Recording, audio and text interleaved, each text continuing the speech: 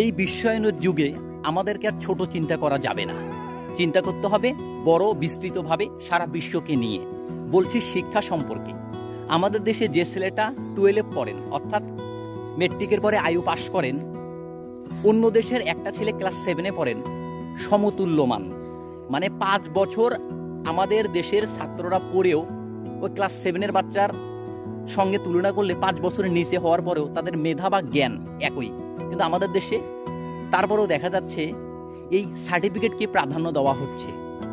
আমি আগেও বলেছি, এখনো বলতেছি, এই সার্টিফিকেটে যে মার্কসগুলো আছে আমাদের অধিকাংশ শিক্ষা প্রতিষ্ঠানে এই মার্কস দেয়, বা মার্কস কিভাবে পাবে সেই পদ্ধতি পথ প্রদর্শন করে দেয়, অনেক সময় নকল করার উপায়ও বলে দেয়।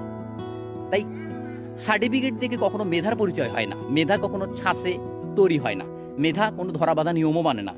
মেধার জন্য প্রকৃতপক্ষে শিক্ষা অর্জন করতে হয়, প্রচুর পড়ালেখা করতে হয়।